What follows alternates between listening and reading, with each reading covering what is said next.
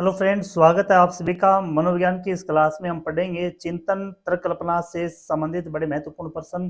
तो शुरुआत करते हैं आज की इस चिंतन तर्क कल्पना की क्लास के अंदर जो महत्वपूर्ण प्रश्न है। तो सबसे पहले देखिए, प्रश्न है अपना, निम्नलिखित में से कौन सा यथार्थवादी चिंतन का प्रकार नहीं है। यथार्थवादी चिंतन का प्रकार नहीं है। यहाँ पर दिखाया गया अभिसारी चिंतन, सृजनात्मक चिंतन, आलोचनात्मक चिंतन, ये तीनों ही यथार्थवादी के उदाहरण है। और यह सवलीन चिंतन है, ये यथार्थवादी चिंतन का प्रकार नहीं है। अगला प्रश्न अपना, भाषा चिंतन पर आधारित होती है, ये कथन किसने कहा था। भाषा चिंतन पर आधारित होती है, ये पियाजे का कथन है, पियाजे। उत्तर है इसका बी रहेगा। अगला प्रश्न है, चिंतन अनिवार्य रूप से, चिंतन अनिवार्य रूप से है, तो चिंतन अनिवार्य रूप से एक ज्ञानात्मक गतिविधि होती है, एक ज्ञानात्मक गतिविधि होती है। अगला प्रश्न देखिए आप, प्रश्न नंबर 4, चिंतन की प्रक्रिया में प्रयोग किया जाता है, चिंतन की प्रक्रिया में प्रयोग किया जाता है वर्ड का, लैंग्वेज एंड थॉट का, सिंबल एंड इमेज, तीनों का ही, ये सभी इसमें उतरेगा। अगला प्रश्न रहेगा चिंतन मानसिक क्रिया का। प्रश्न नंबर 5 है, चिंतन मानसिक क्रिया का एक पहलू होता है, चिंतन मानसिक क्रिया का पहलू होता है, चिंतन वो ज्ञानात्मक क्रिया का पहलू माना जाता है। प्रश्न नंबर 6 देखिए आप, चिंतन शक्ति के विकास की प्रक्रिया में निम्नलिखित में से कौन सा कथन गलत है। चिंतन शक्ति के विकास की प्रक्रिया में निम्नलिखित में से कौन सा कथन गलत है। यहाँ पर सबसे पहले ज्ञान और अनुभव की यथेष्टता चिंतन के अंदर होती है, बिल्कुल सही है। यथेष्टता अभिप्रेरणा ये भी होती है, यथेष्टता स्वतंत्रता लचीलापन ये भी होता है, कम बुद्धि व ज्ञान ये चिंतन शक्ति के विकास की प्रक्रिया नहीं मानी जाती। उत्तर रहेगा इसका डी। अगला प्रश्न देखिए, कौन सा कथन चिंतन के विषय में गलत माना गया है यहाँ पर। तो सबसे पहले लिखा गया है यहाँ पर, चिंतन में प्रतिमाएं और भाषा प्रयुक्त होती है, बिल्कुल सही है। चिंतन एक प्रकार की सूचना प्रक्रमण प्रक्रिया, ये भी सही है। चिंतन संज्ञानात्मक प्रक्रिया का समुच्चय सेट होता है, ये भी सही है। यहाँ पर डी दिखाया गया, चिंतन भाषा, चिंतन और भाषा असंबंधित है, ये बिल्कुल संबंधित होती है, डी ऑप्शन इसमें गलत रहेगा। अगला प्रश्न है, देखिए, एक छात्र को पीआई के मान का मूल्यांकन करने के लिए विभिन्न प्रणाली को ज्ञात करने के लिए कहा जाता है, इसमें मुख्य रूप से निम्नलिखित में से कौन सा ऑपरेशन शामिल होगा। तो इसमें जो मुख्य रूप से शामिल होता है वो अपसारी चिंतन होता है। उत्तर इसका सी, अपसारी चिंतन। अगला प्रश्न देखिए, किस प्रकार का चिंतन, किस प्रकार का चिंतन सृजनशीलता से संबंधित होता है। तो जो सृजनशीलता से संबंधित होता है वो है अलग सोच, उसका उत्तर रहेगा बी, अलग सोच। अगला प्रश्न, सबसे अलग या हटकर चिंतन निम्न में से संबंधित है। सबसे अलग या हटकर चिंतन होता है वो अपसारी चिंतन होता है। उत्तर रहेगा 1 नंबर। भाषा निम्न, भाषा निम्न के लिए एक आवश्यक स्थिति नहीं है, भाषा निम्न के लिए एक आवश्यक स्थिति नहीं है, तो यहाँ पर रहेगा अपना अवधारणात्मक सोच। तो यहाँ पर 1 नंबर अपना उत्तर रहेगा अवधारणात्मक सोच, ये भाषा के लिए बिल्कुल आवश्यक नहीं है। अगला प्रश्न देखिए आप, प्रश्न नंबर देखिए, प्रश्न नंबर अपना 12 है। देखिए यहाँ पर दिखाया गया है 12 के अंदर, बौद्धिक अवधारणा इससे अधिक संबंधित है, बौद्धिक अवधारणा इससे अधिक संबंधित है। तो बौद्धिक अवधारणा है वो तर्क संगत चिंतन से सबसे ज्यादा संबंधित होती है, तो उत्तर रहेगा इसका सी। अगला प्रश्न अपना, निम्नलिखित में से कौन सी धीमे शिक्षार्थी का अभिलक्षण नहीं है, स्लो लर्नर का अभिलक्षण नहीं है। तो इनमें से देखिएगा, सबसे पहले ध्यान की अल्प अवधि, तो ये स्लो लर्नर का नहीं होता। सीमित शब्दावली, रुचि का सीमित प्रयास, इसमें डी ऑप्शन लिखा है अमूर्त चिंतन, अमूर्त चिंतन ये स्लो लर्नर का अभिलक्षण नहीं माना जाता, तो यहाँ पर डी रहेगा। अगला प्रश्न देखिए, चिंतन में सबसे महत्वपूर्ण तौर से क्या सम्मिलित होता है। चिंतन में सबसे महत्वपूर्ण तौर से सम्मिलित होता है वो है आर्ग्यूमेंट, तर्क, इसका सी रहेगा उत्तर। अगला प्रश्न है, सृजनात्मक चिंतन का, सृजनात्मक चिंतन का, चिंतन की प्रथम अवस्था कहलाती है। तो इसकी जो प्रथम अवस्था होती है वो इवेंट्स होते हैं, आयोजन होता है इसका, ये रहेगा इसका उत्तर। अगला प्रश्न, गिलफोर्ड के अनुसार अपसारी चिंतन में आवश्यक होता है, गिलफोर्ड के अनुसार अपसारी चिंतन में ग्रेडिंग आवश्यक होती है, श्रेणी क्रम आवश्यक होती है। उत्तर रहेगा 1 नंबर। अगला प्रश्न अपना, रचनात्मक चिंतन का अंतिम चरण कौन सा होता है। रचनात्मक चिंतन का अंतिम चरण होता है वेरिफिकेशन, यानी सत्यापन। उत्तर रहेगा इसका बी। प्रश्न नंबर 18 देखिए, निम्नलिखित में से किस मनोवैज्ञानिक ने प्रस्तावित किया कि बच्चे का चिंतन गुणात्मक रूप से वयस्कों की अपेक्षा अलग होता है। तो ये जीन पियाजे के द्वारा प्रस्तुत किया गया था, इसका उत्तर रहेगा जीन पियाजे। उत्तर रहेगा इसका जीन प्याजे। अगला प्रश्न देखिए आप, देखिए अपसारी चिंतन, देखिए प्रश्न है इसमें अपसारी चिंतन रेगिस्तान जबकि अभिसारी चिंतन रेगिस्तान। तो यहाँ पर देखिए सबसे पहले अपसारी चिंतन कई उत्तरों को प्रोत्साहित करता है जबकि अभिसारी चिंतन होता है वो एक सही समाधान पर स्थिर होता है। इसका उत्तर रहेगा 1 नंबर अपना। प्रश्न अगला देखिए, रचनात्मक चिंतन के कौन से प्रकार से संबंधित है? रचनात्मक चिंतन है वो कौन से प्रकार से संबंधित है? तो रचनात्मक चिंतन है ये एक प्रकार का अपसारी चिंतन का प्रकार माना जाता है। उत्तर रहेगा इसका डी। अगला प्रश्न, शिक्षा में अवधारणा मानचित्र किसके द्वारा सुझावित किया गया है? शिक्षा में अवधारणा मानचित्र ये सुझावित किया गया है भाई जोसेफ डी नोवाक के द्वारा। उत्तर रहेगा इसका डी। विचारात्मक चिंतन की चर्चा निम्न में से किसने की थी? विचारात्मक चिंतन की चर्चा सबसे पहले डीवी के द्वारा की गई थी। उत्तर रहेगा इसका डी नंबर डीवी। अगला प्रश्न है, आगमनात्मक तर्क के सत्रों में कौन सा शामिल नहीं है? तो इसमें शामिल नहीं है कल्पना। उत्तर रहेगा इसका सी कल्पना। अगला प्रश्न अपना, सीखी गई बात को धारण और पुनः स्मरण करने में असफल होना, तो ये प्रक्रिया होती है विस्मरण। उत्तर रहेगा इसका विस्मरण। अगला प्रश्न देखिए भाई,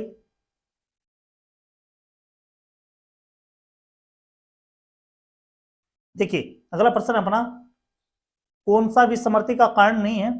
कौन सा विस्मृति का कारण नहीं है? तो यहाँ पर देखिए सबसे पहले दिखा गया मानसिक द्वंद, ये विस्मृति से अलग होता है। अगला है स्मरण करने की इच्छा, तो द डिजायर टू रिमेंबर ये विस्मृति का कारण नहीं माना जाता। अगला प्रश्न है, किसी दूसरी वस्तु की अपेक्षा एक वस्तु पर चेतना का केंद्रीकरण अवधान है, यह कथन किसका है? तो यह कथन कहा गया है डिम्बल के द्वारा, डम्बिल का कथन है ये। अगला प्रश्न है, पूर्व अनुमान के आधार पर पूर्व अनुभव के आधार पर संवेदना को अर्थ प्रदान करना कहलाता है, तो ये कहलाता है प्रत्यक्षीकरण, प्रिपरेशन प्रत्यक्षीकरण। अगला, समस्या समाधान क्षमताओं को किस प्रकार सुसाध्य किया जा सकता है? समस्या समाधान क्षमताओं को किस प्रकार सुसाध्य किया जा सकता है? तो लगातार अभ्यास करके और कार्यान्वयन पर जोर दे करके। उत्तर रहेगा इसका सी। अगला प्रश्न, संज्ञान जानने की प्रक्रिया जिसमें सम्मिलित नहीं है, संज्ञान जानने की प्रक्रिया जिसमें सम्मिलित नहीं है तो वो होता है बोस्टिंग यानी सिक्की बखारना। उत्तर रहेगा इसमें सी। समस्या समाधान का प्रथम चरण कौन सा होता है? तो समस्या समाधान का प्रथम चरण नहीं होता है कि आप सबसे पहले समस्या की पहचान कीजिए, आइडेंटिफिकेशन ऑफ द प्रॉब्लम, ये रहेगा इसका उत्तर।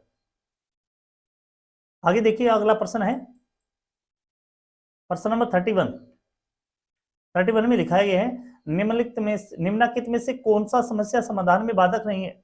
निम्नलिखित में से कौन सा समस्या समाधान में बाधक नहीं है? तो सबसे पहले देखिए सूझ, इनसाइड सूझ है, ये समस्या समाधान में बाधक नहीं माना जाता। यहाँ पर नकारात्मक मानसिक वर्ती हो तो समस्या का पता नहीं लगाया जाएगा। चिंता करने से भी समस्या का समाधान नहीं होता और भगनासा ये भी समस्या का बाधक माना जाता है। अगला, निम्न में से किस प्रश्न द्वारा सृजनात्मक चिंतन को सर्वाधिक अच्छे ढंग से अनुमानित किया जा सकता है? तो कौन से प्रश्न से कर सकते हैं? तो ये प्रश्न होगा, इसे कितने भिन्न तरीकों से हल किया जा सकता है? कितने भिन्न तरीकों से समस्या को हल किया जा सकता है? इसका उत्तर है बी, इस प्रकार की तर्कणा। देखिए अगला प्रश्न, इस प्रकार की तर्कणा में व्यक्ति पहले से 7 ज्ञात नियमों एवं तथ्यों के आधार पर एक निश्चित निष्कर्ष कर पहुंचने की कोशिश करता है। तो ये कोशिश करता है भी इसका उत्तर रहेगा अपना निगमनात्मक, इसका उत्तर रहेगा। अगला प्रश्न है, तर्कणा के महत्वपूर्ण सोपानों का क्रम बताइए। तर्कणा के महत्वपूर्ण जो सोपान है उसका क्रम है, सबसे पहले समस्या की आपको पहचान करनी पड़ेगी, उसके बाद में आपको आंकड़ों का संग्रहण करना पड़ेगा, अनुमान पर आपको पहुंचना पड़ेगा, उसके बाद अनुमान के अनुसार प्रयोग करना पड़ेगा और फिर होता है निर्णय लेना। तो यहाँ पर बी ऑप्शन अपना बिल्कुल सही रहेगा। 35 प्रश्न है, निम्नलिखित में से कौन सा प्रश्न चिंतन की गहन प्रकार की शैली को प्रोत्साहित करता है? कौन सा प्रश्न है चिंतन की गहन प्रकार की शैली को प्रोत्साहित करता है? तो यहाँ देखिए सबसे पहले योग व्याकरण का विलोम होता है और कहने का तात्पर्य है, यहाँ पर डी रहेगा इसका उत्तर। अगला प्रश्न देखिए आप, प्रश्न नंबर 48। देखिए अगला प्रश्न है अपना, जब एक शिक्षक, देखिए यहाँ पर प्रश्न, जब एक शिक्षक विद्यार्थियों को उनकी अधिगम आवश्यकताओं के आधार पर पढ़ाता है तथा उनका अधिगम समस्याओं का समाधान करते हुए अधिगम स्रोतों की ओर ले जाता है तो शिक्षण का सत्र होगा। तो यह सत्र माना जाता है विमर्शी चिंतन स्तर माना जाता है। अगला प्रश्न है देखिए 49, निगमनात्मक तर्कना में शामिल होता है। तो इसमें जो शामिल होता है वो होता है सामान्य से विशिष्ट की ओर, सामान्य से विशिष्ट की ओर। ए रहेगा इसका उत्तर। अगला प्रश्न है, चिंतन मानसिक क्रिया का ज्ञानात्मक पहलू है। चिंतन की परिभाषा किसने दी थी? चिंतन की परिभाषा रोस के द्वारा दी गई थी। उत्तर रहेगा इसका बी, रोस। अच्छी स्मृति की विशेषताएं हैं। अच्छी स्मृति की विशेषताएं है भाई, देखिए अच्छी स्मृति के लिए सिंगर पुनः स्मरण यानी क्विक रिकॉल। अगला है शीघ्र पहचान, ईयरली आइडेंटिफिकेशन, अच्छी धारणा, गुड प्रिपरेशन। तो उपयुक्त सभी इसका उत्तर रहेगा अच्छी स्मृति की विशेषताएं सभी है। मानसिक, देखिए अगला प्रश्न है, मानसिक उद्वेलन प्रतिमान का प्रयोग निम्न में से किसके शिक्षण हेतु किया जाता है? तो यह सृजनात्मकता के लिए किया जाता है, क्रिएटिविटी के लिए किया जाता है। अगला प्रश्न, अगला प्रश्न है, जब कोई व्यक्ति, देखिए अगला प्रश्न है अपना, जब कोई व्यक्ति सूचनाओं को संसाधित कर रहा होता है तो मस्तिष्क में चलने वाली मानसिक गतिविधि कहलाती है। तो उस समय जो मस्तिष्क के अंदर गतिविधि चल रही है उसे कहते हैं ट्रायल, विचारण। उत्तर रहेगा इसका सी, ट्रायल। अगला प्रश्न, प्रवाह, पूर्णता, व्याख्या, मौलिकता और लचीलापन के साथ संबंधित तत्व है। तो ये सभी है वो अपसारी चिंतन के तत्व माने गए, अपसारी चिंतन के। अगला प्रश्न है, प्रतिभाशाली शिक्षार्थी है। प्रतिभाशाली शिक्षार्थी होता है वो अपसारी चिंतक का उदाहरण होता है, अपसारी चिंतक का। अगला प्रश्न, एक 5 वर्ष के बालक का चिंतन निम्न में से किस प्रकार का होता है? 5 वर्ष के बालक का जो चिंतन होता है वो परावर्तित चिंतन होता है, ठीक है ना, रिफ्लेक्टिव थिंकिंग होती है उसकी, परावर्तित चिंतन। अगला प्रश्न अपना, बालक में तर्क की क्षमता विकसित करने के लिए आप क्या करेंगे? तो उसके लिए आपको चाहिए, जो सबसे पहले आपका काम होगा तो संदर्भ बदलते हुए उनसे प्रश्न पूछना पड़ेगा आपको, ठीक है ना। Answer question by changing the concept. तो सी रहेगा इसका उत्तर। अगला प्रश्न देखिए आप, प्रश्न है अपना, देखिए अगला प्रश्न, विषमण का प्रयोग किसने स्वयं पर किए थे? विषमण का प्रयोग स्वयं पर करने वाले थे एबिंगहॉस। अगला प्रश्न, 9 वर्ष के बालक की नैतिक तर्कना, 9 वर्ष के बालक की नैतिक तर्कना आधारित होती है। तो इसकी जो तर्कना आधारित होती है वो किसी कार्य के भौतिक परिणाम, उसकी अच्छाई या बुराई को निर्धारित करती है। उत्तर रहेगा 1 नंबर। अगला प्रश्न है, चिंतन की प्रक्रिया में प्रयोग किया जाता है। चिंतन की प्रक्रिया में प्रयोग किया जाता है तो उसमें वर्ड, लैंग्वेज, थॉट, संबल और इमेज, यानी ये प्रश्न पहले भी आ गया, तो इन सभी का चिंतन की प्रक्रिया में प्रयोग किया जाता है। अगला प्रश्न देखिए आप, प्रश्न अपना देखिए, 12 से 15 वर्ष की अवस्था में विभिन्न प्रकार के चिंतन की योग्यता विकसित होती है और बालक वस्तुओं और चरों को तोड़ मरोड़ यानी हेर फेर कर परीक्षण से सीखता है। यह द्योतक होता है। तो ये किस प्रकार का द्योतक है? तो तोड़ मरोड़ के सीखना, ये अन्वेषणात्मक योग्यता होती है विद्यार्थी की, ये विद्यार्थी की अन्वेषणात्मक योग्यता होती है। अगला प्रश्न है, यदि, देखिए अगला प्रश्न, यदि राम से कहा जाए कि 10 में से 6 घटाने पर क्या उत्तर आएगा? राम इस समस्या को हल करने के लिए चिंतन का सहारा लेता है। उपयुक्त उदाहरण में निहित चिंतन कौन सी है? तो इसमें वो अभिसारी चिंतन है, इसमें अभिसारी चिंतन होती है। अगला प्रश्न देखिए आप, अगला प्रश्न अपना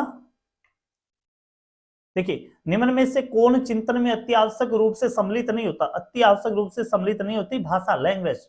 उत्तरेगा ए, सबली चिंतन में अभिव्यक्ति होती है, सबली चिंतन में अभिव्यक्ति होती है। तो ये अभिव्यक्ति किसकी होती है? काल्पनिक विचारों की और इच्छाओं की होती है। सी रहेगा इसका उत्तर।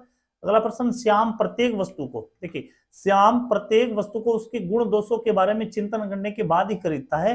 तो यह उदाहरण किस प्रकार का है? तो यह उदाहरण होता है अपना आलोचनात्मक चिंतन का, क्रिटिकल थिंकिंग होती है उनकी, आलोचनात्मक चिंतन का, यानी गुण और दोष निकालना, आलोचना करना होता है। समर्थी पर सर्वप्रथम क्रमबद्ध अध्ययन किसके द्वारा किया गया था?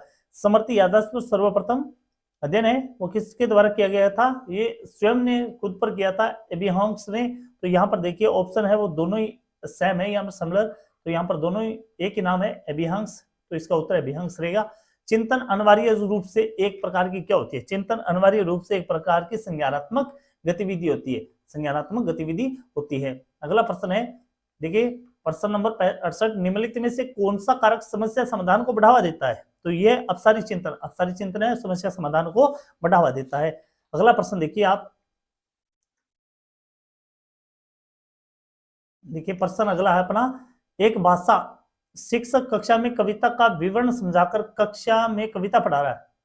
और छात्रों को स्पष्टीकरण से निष्कर्ष निकालने और व्यापक विचार करने के लिए कह रहा है, तो यह एक प्रकार का उदाहरण होता है। तो यह एक प्रकार का आगमनात्मक तर्क होता है। उतरेगा इसका ए नंबर। तर्क में एसोसिएशन एक समस्या से शुरू होता है और एक के साथ समाप्त हो जाता है, तो ये समाप्त हो जाता है समाधान, सॉल्यूशन से समाप्त हो जाता है। अगला प्रश्न है संज्ञानात्मक प्रक्रिया। देखिए संज्ञानात्मक प्रक्रिया जिसे चिंतन के नाम से जाना जाता है तब होता है जब कोई व्यक्ति कला संबंधी, साहित्य, वैज्ञानिक या प्रायोगिक समस्याओं के संभावित विविध समाधानों के बारे में मुक्त रूप से विचार करता है, तो यह एक अपसारी चिंतन होता है। क्या होता है? ये अपसारी चिंतन होता है। अगला प्रश्न है यदि कोई छात्र बैठे बैठे हवाई जहाज से सैर करने की कल्पना करता है, तो कभी प्रधानमंत्री से हाथ मिलाने की कल्पना करता है, तो कभी लाल किले पर झंडा फहराने की कल्पना करता है, तो ये किस कल्पना का उदाहरण माना जाएगा? तो ये अनोखी कल्पना होगी, यूनिक आइडिया होगा, अनोखी कल्पना होगी छात्र की। अगला प्रश्न देखिए आप, बालक का चिंतन किसके द्वारा प्रदर्शित नहीं होता? बालक का चिंतन है ये प्रदर्शित नहीं होता व्यक्तिवाद के द्वारा, व्यक्तिवाद के द्वारा। अगला है यदि शिक्षक द्वारा ताजमहल का वर्णन किए जाने के बाद कोई छात्र उस ताजमहल की कल्पना अपने आप करना प्रारंभ कर देता है, तो यह किस प्रकार की कल्पना होगी? तो यह ग्राही कल्पना होती है, ठीक है ना, ये ग्राही कल्पना होती है। तो इस सीरीज के अंदर हमने महत्वपूर्ण प्रश्न कवर किए हैं, तो एक प्रश्न आप 100% श्योर मान लीजिएगा, तो ये परीक्षा के अंदर अवश्य आएगा, रीट परीक्षा के अंदर। धन्यवाद। आपको क्लास अच्छी लगी है तो जय हिंद, जय भारत।